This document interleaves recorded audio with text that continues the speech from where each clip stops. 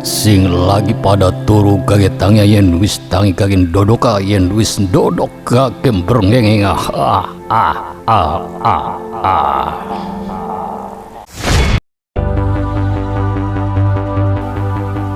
Assalamualaikum warahmatullahi wabarakatuh. Halo, apa kabar batur-sedulur sekampung? Ketemu lagi bersama Tacing TV. Kali ini kita akan membahas tentang sejarah Desa Bantarwaru. Namun sebelum menyimak penjelasan ini, silakan bantu kami dengan cara klik tombol subscribe dan tombol lonceng agar Anda mendapatkan notifikasi video terbaru dari kami secara gratis. Tapi tetap kuota mau bayar dewek-dewek. Ceki-ceki. Dot.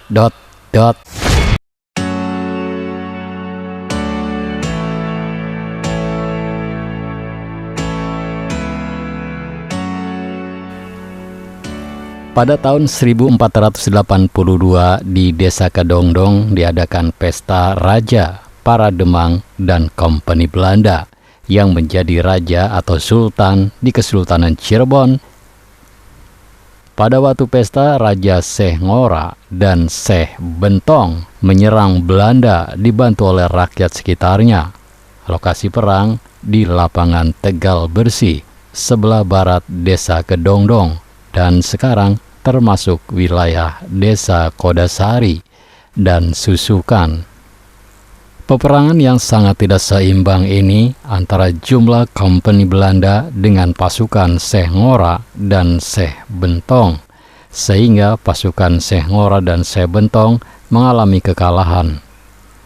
Pada waktu Syekh Ngora lari dari kejaran pasukan Kompeni Belanda ke arah barat, ada hutan belantara yang banyak sekali ditumbuhi pohon waru. Beliau membuka hutan dengan menggunakan selendang mayang sinde. Bila mana selendang itu dilempar menjadi api, mulai membuka hutan. Sekitar pada tahun 1568, seluruh warga Cirebon berduka cita atas berpulangnya Syekh Ngora setelah berusia 120 tahun. Dan beliau dimakamkan di Astana Gunung Jati, Cirebon, di depan pengimaman Masjid Astana yang disebut dengan Ki Gede Bantarwaru. Setelah Ki Gede Bantarwaru wafat, Pangeran Walang Sungsang alias Pangeran Cakrabuana atau Mbahku Cirebon, Paman Sunan Gunung Jati, yang merupakan murid dari Syekh Datul Kafi atau Syekh Nurjati, mengutus Buyut Cidum untuk meneruskan perjuangan Ki Gede Bantarwaru. Karena tempat itu dipersiapkan untuk persinggahan atau singgahnya para pejuang atau penggeden, bahkan menjadi tempat persembunyian. Para penggeden itu tidak hanya dari Kesultanan Cirebon, tetapi juga dari kerajaan lainnya. Mengingat zaman itu, kerajaan Pakuan Pajajaran yang dipimpin Prabu Siliwangi, ayah Pangeran Walang Sungsang, masih berkuasa di dataran Pasundan. Jejak berupa situs atau peninggalan lainnya dari orang agung sendiri nyaris tidak bisa ditemui sekarang. Namun, begitu terdapat sisi lain yang masih disimpan oleh penggeden, misalnya Syekh Maulana dari Kesultanan Cirebon yang menyimpan ilmu kanuragannya berupa keris dan batu merah delima yang berbentuk kemang-mang atau perwujudan mungkin khodam dari Banaspati di Pinang Seraya yang sekarang Buyut Raya. Konon, pusaka tersebut hanya bisa diambil oleh keturunannya. Cerita Syekh Masran bin Malik juga dari Cirebon yang diutus untuk menaklukkan dan mengusir bangsa lelembut di bantaran Kali Cimanuk, wilayah Buyut Kati, Basuh Cilik dan Basuh Gede. Lelembut yang tidak bersahabat dengan manusia itu ditaklukkan untuk diusir. Sebagian yang mengikuti dalam bahasa Jawa manut masih tersisa sampai sekarang. Tidak heran sampai saat ini banyak orang dari sejumlah wilayah yang berziarah di Buyut Pejaratan yang ada di Bantarwaru. Tentang Buyut Sidum, tidak ada informasi menyebutkan nama aslinya siapa, tetapi Sidum sendiri diambil dari bahasa Sunda, yakni sedem, artinya sejuk, karena mendung atau sendu. Mengingat wilayah yang dihuni Buyut Sidum sekarang Pejaratan Buyut Sidum, begitu sepi suasananya. Ternyata pada waktu yang sama juga, dua wilayah lainnya dibuka oleh kedua adik Buyut Sidum, yakni Buyut Arsitem di kawasan Desa Sumber Jati 7 yang berbatasan dengan Indramayu, dan Buyut Depok di kawasan Sambeng dan Cigasong, Palasa. Seiring dibukanya pemukiman baru bernama Bantarwaru, para penduduk dari luar daerah mulai masuk. Sedikitnya terceritakan ada 6 rumpun yang menjadi cikal bakal berkembang atau menjadi nenek moyang masyarakat Bantarwaru dan Ligung. Pertama berasal dari tanah Cikabuana, Cirebon, dan Cirebon Girang, termasuk Buyut Sidum juga berasal dari tanah Cirebon.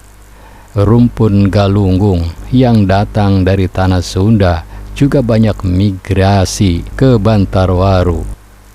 Selanjutnya berdatangan dari kawasan lainnya seperti Indramayu, Tegal, dan daerah Jawa Tengah dan Jawa Timur. Jadi bisa dimaklumi kenapa penggunaan bahasa masyarakat Bantarwaru dan Ligung didominasi Jawa. Namun sebagian penggunaan bahasanya juga mengadopsi sejumlah kosakata Sunda. Hadirnya banyak rumpun juga menjadikan banyaknya buyut pejaratan. Sekiranya terdapat 7 yang semuanya berlokasi di Bantarwaru. Buyut pejaratan yang paling tua yakni Buyut Sidum. Namanya diambil dari nama tokoh yang membuka alas menjadi pemukiman itu. Kemudian Buyut Raya, nama tersebut diambil dari nama Pinang Seraya.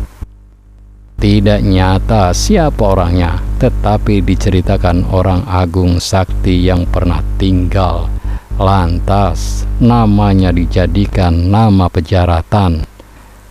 Jauh setelah itu terdapat Buyut Panggih atau Buyut Kuru yang berada di Lunggandu, Duku Asih. Keberadaan Buyut Kuru sebagai sesepuh di kawasan tersebut. Terus pejaratan Buyut Narilah adalah seorang petapa dari Indramayu yang hingga akhir hayatnya dimakamkan di tempat tersebut.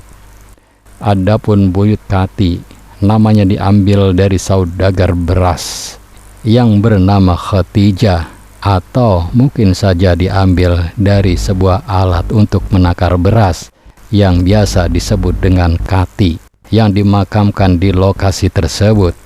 Sementara lainnya terdapat Buyut Tekol dan Buyut Selamet. Intinya, penamaan buyut diambil dari masyarakat tokoh pada fase-fase tertentu di Bantarwaru.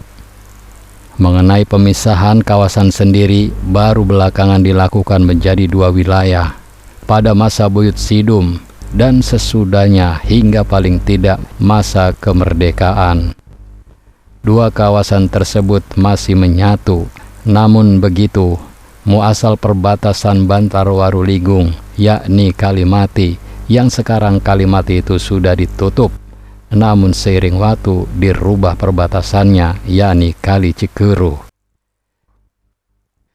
Batur sedulur sekampung, demikian paparan sejarah Desa Bantarwaru.